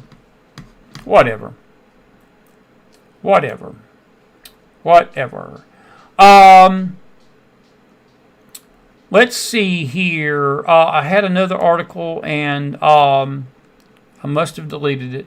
I'll play this Thursday night. There is an article I got, 5 lies on social media that the biggest lies of social media about Israel, and I will deal with that later. I do want to come over to my guest page here, and I want to just play a video. If you don't mind, Mark Levin, I'm out of time tonight. We'll have to pick this up Thursday night. We got so much video to show you. 2 videos I want you to listen to. This is the first one about the claim that Israel is committing genocide. Roll the tape. 2,200 American servicemen killed at Pearl Harbor. We go on to kill 3.5 million Japanese, including 100,000 in one night. 2,800 Americans in 9/11. We go on to kill 400,000 people in Afghanistan and Iraq. We weren't accused of genocide. You had, if Mexico had elected a jihadist cartel to run their country, and then they incurred into Texas, and on a per capita basis killed 35,000 people, or the population of the University of Texas, and on the way back took the freshman class at SMU hostage and hid them under tunnels, what would we do? It'd be the great Sonora radioactive parking lot. Yes. But Jews are not allowed, and Israel is not allowed to prosecute a war. And they are prosecuting a war more humanely than we have done. The ratio of combatants to civilians is, of civilian death to combatant mortality is lower than it was in Mosul, lower than it was in Japan, lower than it was in Germany. So there's just a different standard for Jews in Israel when it comes to prosecuting a war. They're allowed to fight back to a truce, but unlike America or any other Western nation that has attacked us viciously, they're not allowed to win a war. It's a double standard. Double standard is right, and I want you to listen. At Pearl Harbor, we go on to kill 3.5 million Japanese, including 100,000 in one night. 2,800 Americans in 9/11. We go on to kill 400,000 people in Afghanistan and Iraq. We weren't accused of genocide. You had, if Mexico had elected, and then he we'll play that again. That's maybe the second part of that. I want you to listen to this video, and then we'll wrap this up. We've got so much to talk about tonight. This is Mark Levin this morning on Fox, and I found the clip, and I'm grateful I did. I want you to listen very, very carefully to this, and then we're going to show you some victims' faces tonight of what this show's about in memory of and dedication to. Listen carefully. Mark Levin explains this whole situation with Israel and America tonight as well as anybody can. Mark Levin's Jewish, by the way. He's got a great perspective on this. Roll the tape. You're looking live as at mourners gather at the site of Hamas' brutal massacre on the Nova Music Festival 2 years ago during the horrific October the 7th attack in Israel, where over 1,200 were murdered. And despite Israel agreeing to a peace deal, all 20 points that would end the war in Gaza, thousands across the globe are protesting Israel, the Jewish state. Mark Levin is the host of Life, Liberty, and Levin, and he joins us now. Mark, thank you for being with us. I know it's a tough day for everyone around the world, or should be at least, but especially for you because Israel holds a special place in your heart. I'm so sorry for what went on and for all of our Jewish friends. But now we're finding out within our lifetime, and National Students for Justice in Palestine, these two groups are organizing rallies, Mark. Here in New York City, there's going to be one in Sydney at the Opera House. What's your reaction? Anti-Israel protests. My reaction is this. In 1964, a great thinker wrote a book called The Suicide of the West. You're watching the suicide of the West. World War II, we fought the fascists, Hitler, Tojo, Mussolini. The Cold War, we've been fighting the communists, and now there's a fusion of the communist Marxists and the Islamists. And the West is not capable of dealing with it internally. The president talks about the enemy within. He's ridiculed and he's correct. Europe is all but gone. I don't know that Britain could come back. I don't know that France could come back. They have these left-wing governments that appease, that are weak. They continue to have their borders open. If you listen to what these people are saying, the radical Islamists, they want to destroy the West. If you listen to their scholars and read their scholars as I have, this is revolution by immigration. They see the West as weak. They see these parliamentary systems. They see our Republican system as poised for defeat. And they have no belief in democracy or republicanism. That's why Israel is the only democracy in the entire Middle East. Hundreds of millions of Arabs and Muslims, and there's one democracy, and it's called Israel. And all of the attacks are on Israel, all the propaganda is against Israel, all the Western media is against Israel, most of the Western politicians are against Israel, and we're told that Israel has a PR problem because it's Netanyahu. Israel doesn't have a PR problem. Netanyahu's the Churchill who's standing up here. Yes. The West is weak. Our media are weak. Listen carefully, folks. Listen to this carefully. Our politicians are weak. Some of them have been bought off. Some of them have just appeased. Some of them see votes in what is this new influx of immigrants and so forth. This is what you see. You would not have seen this 10 years ago, 20 years ago in the United States of America. 2 years after 1,200 innocent young human beings were slaughtered, raped, butchered, videotaped in the greatest attack since the Holocaust on Israel. 9/11 was the greatest attack on America since World War II and Pearl Harbor. Who did it? The same Islamists hit us on 9/11? Same people. Hit Israel on October 7th. And whose fault is it? Israel's fault? I mean, this shows you a sickness and a weakness in the West. And it is very important that we get the hostages out. But it's also important that Hamas is destroyed, because they will come back again. It is an ideology that doesn't die. This is out of the 7th century. These are primitives. These are barbarians. It is a bloodlust. The more torture, the more starvation, the more people they kill, the happier they are, the more successful they are. That's the ideology. The West doesn't understand the ideology, or people in the West don't want to deal with it. Our diplomats, for the most part, don't understand the ideology. They're looking, I need a deal today, I need a deal next month, I need a deal this. That's fine. But if Hamas comes out and survives after all of this, then they've won. And that's the way they view it. And unfortunately, I agree with that. Now, let us look at this. The fact of the matter is you have 1,152 Israeli soldiers that have died in this war. That's the equivalent of 40,000 American soldiers. There would be less IDF deaths if the IDF and Netanyahu and Israel were, as the Western media say, that is, just seeking genocide. That war in Gaza would be over in less than a month if the Israelis used the firepower they had. We've been saying that, folks. We've been saying that. This did not have to be drawn out for 2 years if the world would have just shut up and let Benjamin Netanyahu do his job. And he is the Churchill of this generation. People don't understand that, but I'm saying a hearty amen to Mark Levin on this tonight. We better recognize it, because history didn't recognize Churchill as a leader. They mocked Churchill, and Hitler plunged the world into evil that killed 55 million people in World War II, including 6 million Jews. Well, take, Mark, keep going. I'm saying amen, brother. Go. In Gaza, but it doesn't matter. We still have news sites, including Israeli news sites, American news sites, who continue to talk about the casualty numbers that are fed to them from Hamas. No matter how many experts from the Wharton School and others say it's not possible what they're talking about, the death of children and the death of women, it doesn't matter. They keep pushing it because they push an agenda. It doesn't matter that the New York Times used phony photos on the front page of its newspaper. You know, during the Holocaust, we had black and white films, largely thanks to Eisenhower, who said, I want you to get your TV crews in there, and I want these so people see what happened. We have film after film after film. People can see it online. You don't have that in Gaza. Instead, you have phony pictures. Exactly Instead, right. you have propaganda coming from Hamas. Hamas that uses its hospitals, its mosques, that slaughters its own people. I mean, truthfully, we have 250 hostages taken. It's crucial that we get back those who are alive and the bodies of those who have been killed, because in the Jewish faith, it is important to get the body back. There's a belief in the Jewish faith that the body and earth, in many ways, are one. That's why it's crucially important. But that said, you now have, and I'm looking at the updated number again, 1,152 Israeli soldiers who have died. These are citizen soldiers, 40% of whom are under the age of 21.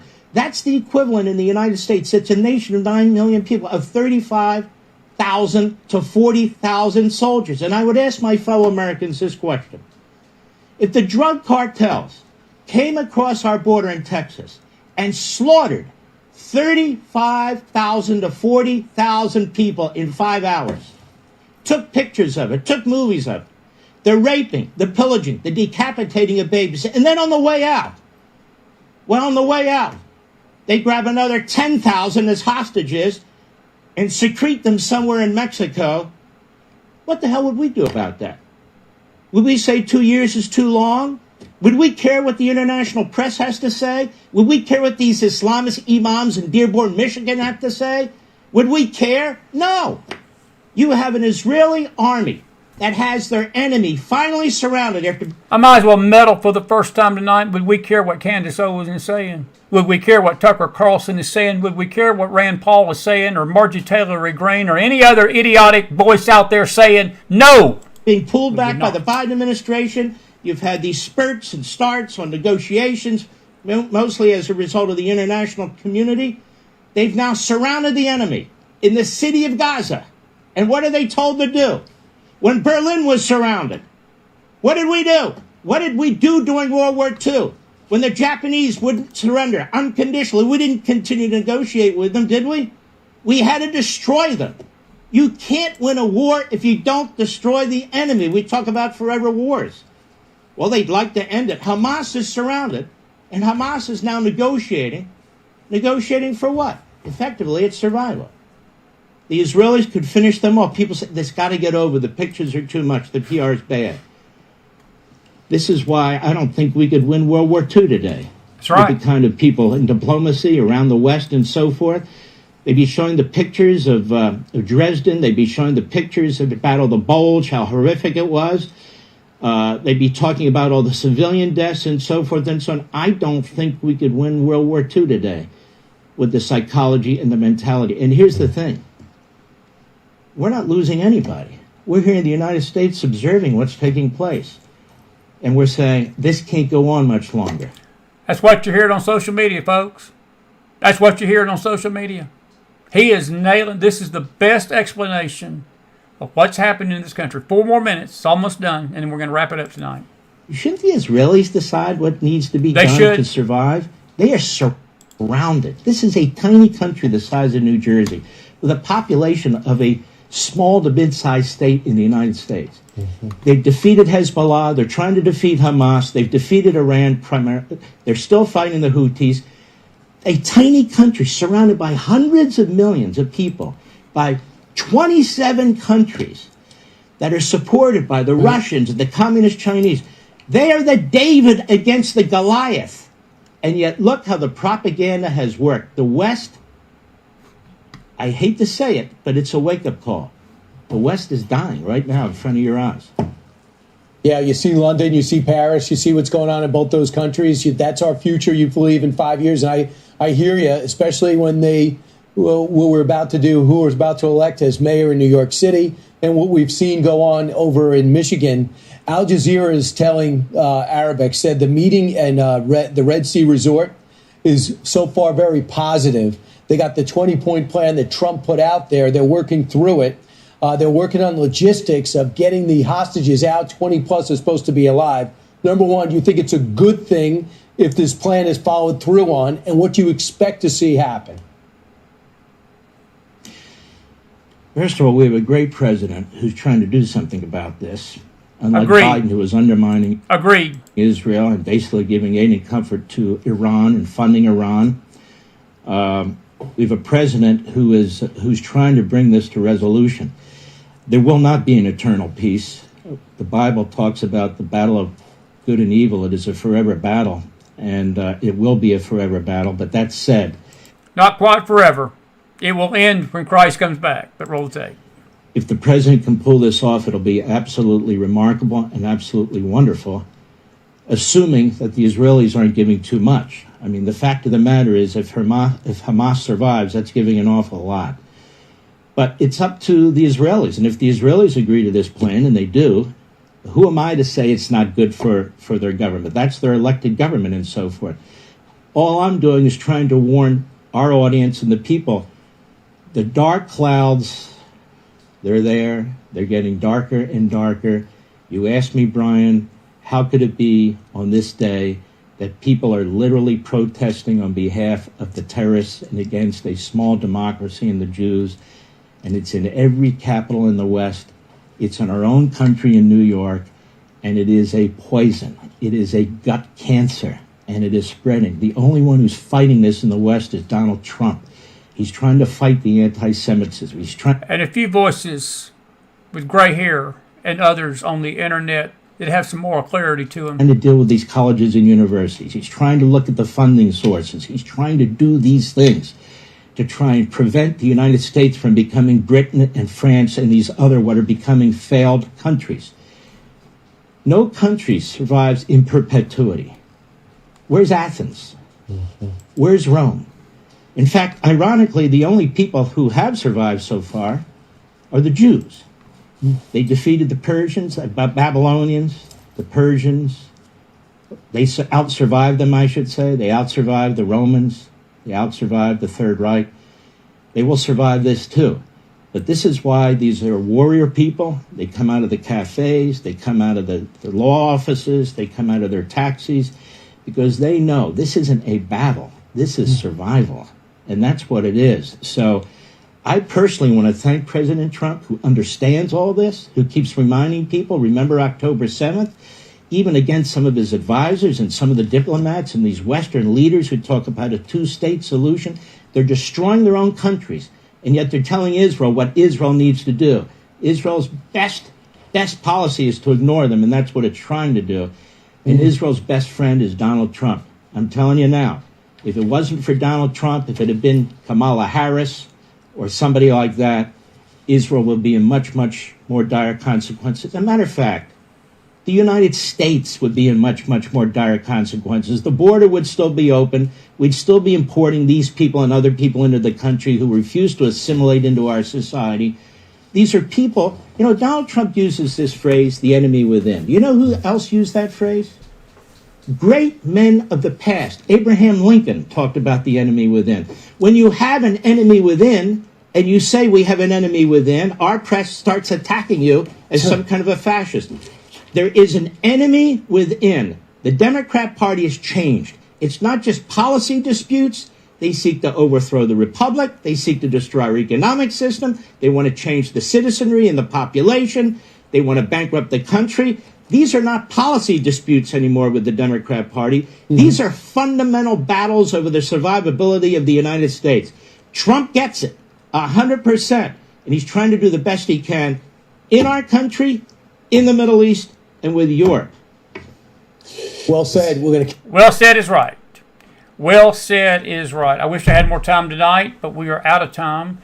We've been going right at 1:40. We're going to pick this up Thursday night, folks. I'm sure we'll have a guest. James Akers will be back with us this week. Mark White was going to be with us tomorrow night. We're going to reschedule Mark for a week from tomorrow night. We've got a doctor's appointment tomorrow, and I won't be back in time for a faith chat. We may have time for a prayer meeting right before we do the show, the faith show tomorrow night. I just want to do this as we close tonight. I want to just say, and we showed these faces this morning on our Bible study, but all these faces I'm about to put out in front of you tonight are all victims that we'll never see again because of the events of October the 7th. All these children, these families, it's so terribly sad to have to show you these images. But these images represent the fallen. They represent the victims of terror. They represent the bloodletting of Hamas. They represent the price of a world that has allowed this cancer to go on without checking it and without confronting it. This is that same family I think I just showed you. Their names right there. Yes, that's the Simontal family. Tamar, Johnny, Shakar, Erbil, and Omen. 552, and the husband was 35, the wife, or the husband 36, the wife 35. Look at those three beautiful children, butchered, slaughtered, burned to the ground. I think those children were burned alive. This is another family. This is a video of maybe the same family, actually. I think this is them. This was one of the videos they had posted on one of their social media pages. I think ours. Different family there.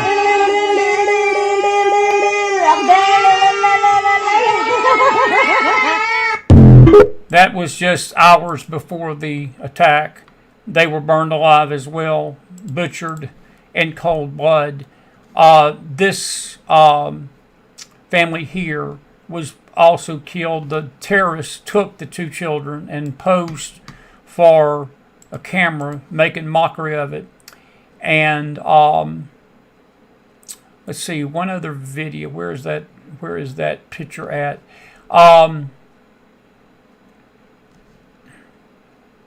Anyway, there's so many other victims. So many other victims that are faceless tonight that we probably never will see. There's the family we showed this morning. Precious, precious, precious people. Our hearts go out to all of you tonight in Israel that are still reeling from this horrific terrorist attack. Our hearts go out to you. Please don't look at the anti-Semitism in this nation that is raging like a fire tonight as a barometer of all Americans. It's not. Don't let it be a barometer of even Christians, because sadly many Christians are being bitten and swallowing this poison and being affected by it. Understand there's a group of us that truly know Jesus tonight, that understand the heart of Jesus for his own, and understand the heart of God for the nation of Israel. She is going to be restored at the end. We may not agree.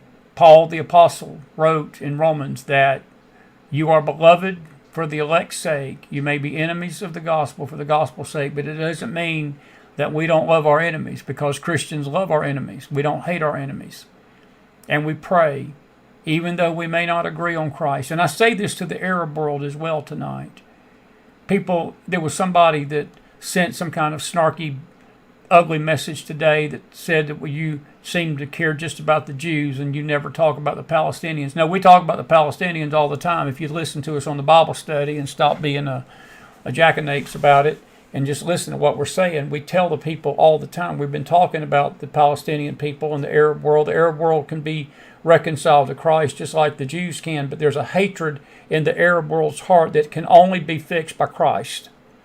And it doesn't matter tonight, folks, whether you're Jew, Gentile, Arab, Hispanic, Korean, Greek, Asian, or whatever else denomination you are, or whatever color skin you are, red, white, purple, yellow, gray, and all colors in between. Let me tell you something. You've got one way to God. There's no different ways to God. There's one way to Him. There's only one way to God, and it's through Christ and Him crucified. He came to die for all mankind. There was no exception to the rule. There's no exceptions that will be given out at the judgment at the end of this life that we live. We're all going to be judged for one thing, and that's our acceptance or our rejection of Christ. The true believer tonight prays for the harvest. It prays for the lost, and it loves the people. There is something about Israel, however, that does have a call on her. She's had it from the day that God brought her out of Egypt. That call has never left her. Paul even as good as says that in Romans 11. He says the gifts and the callings of God are without repentance. The church uses that verse to say that if somebody's failed in ministry, they can still minister, and that's fine. But in context, Paul is talking about the salvation of Israel. God's callings and gifts on that nation have never been revoked. They have been set aside for a season. But she's coming back home to Him. Granted, it's going to take a 7-year period of hell itself, and it's going to take 2/3 of the Jewish race basically being exterminated, folks, because they're not going to survive it. They're just not going to survive it. We know of at least 144,000 of them that's going to get saved during that time, at least that many. And I'm sure many more are coming back to God, but there will be a remnant at the end that's going to look up to heaven and ask God. And we studied it this morning on our Bible study. This morning. The prayer that Israel prayed, and she will pray at the end of this as a remnant. Until then, though, we live in a very ugly, violent world. And let me tell the Christians something this evening. If the Jewish people, if our faith cannot stand up for God's people that He called out of Egypt and through which our Messiah came, if it was not for the Jewish race, look, God chose the Jewish people through which Christ would come. It's through the Jewish people the Bible was given to us. The promises, the prophets, the Psalms, the Torah, the very thing that all law-abiding countries, do you realize that the Torah, the law of God, is what undergirds society? All law is built upon the Ten Commandments for the most part. True law that's given to nations to live under and to live by. It's basically based upon the Ten Commandments. Where did that come from? It didn't fall out of heaven. The Israel of the Bible is the Israel today. And we're going to talk about those lies Thursday night that social media has put out there. We're going to talk about that more Thursday night. But I want to say this to the Christian world.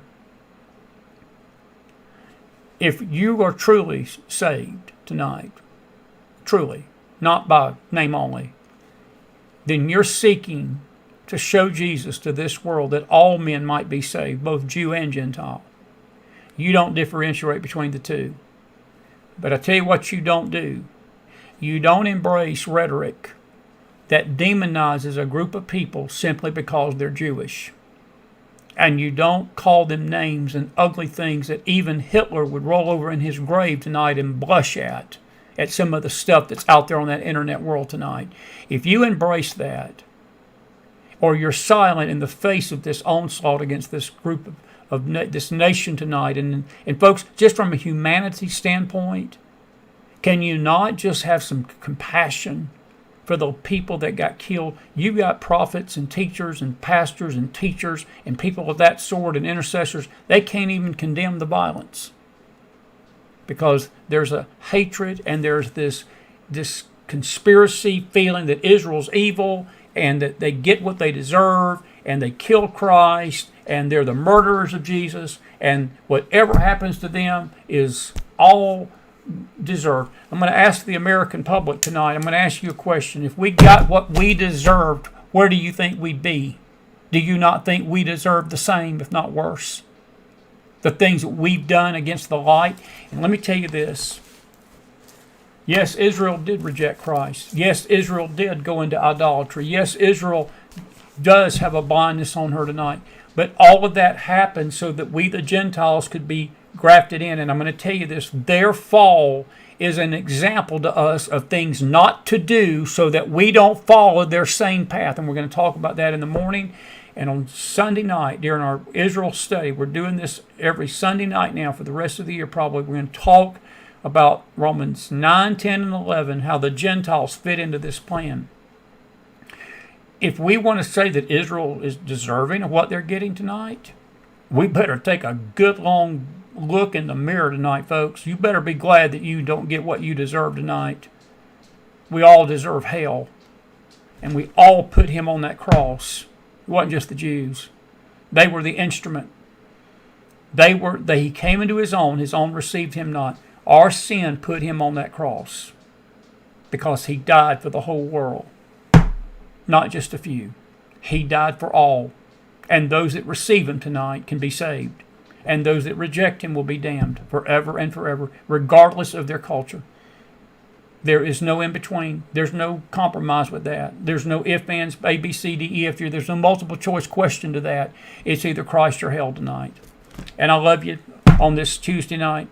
We thank you for being with us. We got a lot more to say, but we'll pick it up Thursday. God bless you. God bless your families, and God bless this great nation of America. Our prayers for the nation of Israel tonight on this 2-year anniversary of one of the most horrendous attacks that Israel has seen since the Holocaust. And it's really something more barbaric than I've ever seen in my lifetime. I would say that the brutality of this, look, the hijackers of 9/11, the planes that were involved was pretty brutal. What they did with those planes, it was definitely brutal, but it was isolated to those planes. This event, I feel like, was even worse than that, because this was not relegated to just a few airplanes. This was relegated to almost 500, 400, 300 miles, 200 miles, 100 miles, 50 miles of homes, and multiple thousands injured, 13,000 plus people injured, 1,200 people killed, 250 hostages. And Israel's at a crossroads tonight. She cannot let this terrorist group survive. You just can't. And America, I think, understands that. I'm with Mark Levin. I'm going to give President Trump the benefit. But the final picture I want to show you tonight is the one that we've been sort of highlighting the last couple of nights. And it's this family right here. That picture moved me to tears this week. And I found that. I saw that either yesterday or Sunday. And I said I need to use that picture. That is Sherry Bibas. And I want to play you one quick video, if you'll let me, before we leave tonight. This is what happened to her. I think this is, where is that video? Right here. I want you to look at her face, folks. This is the morning that they were kidnapped. I want you to look at her face. Let this face never leave your memory tonight.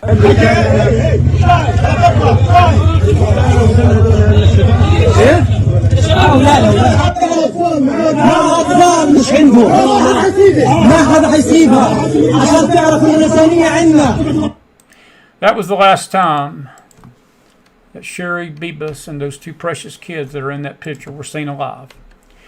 They killed the kids in captivity. They killed their mother. They kidnapped the father, separated them for 484 days. It took him that long. When he got home, he found out that his family had been slaughtered in captivity. That's the face, to me, of October the 7th.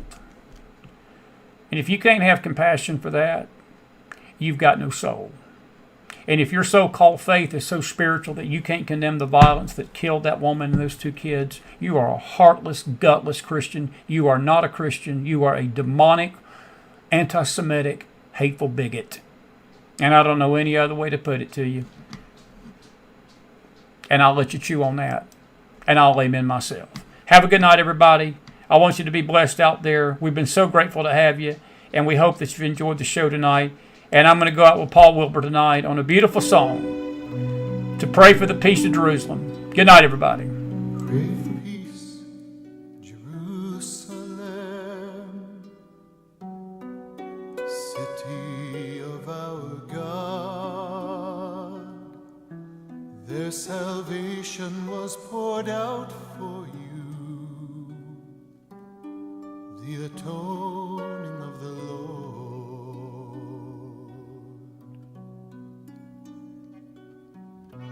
Once your streets were filled with joy, brand branches raised up high, shouting, "Blessed be the Holy One, Yeshua Adonai." Shalom, shalom, Jerusalem. Peace be to you. When Messiah comes to take us home, may his praise be found in you.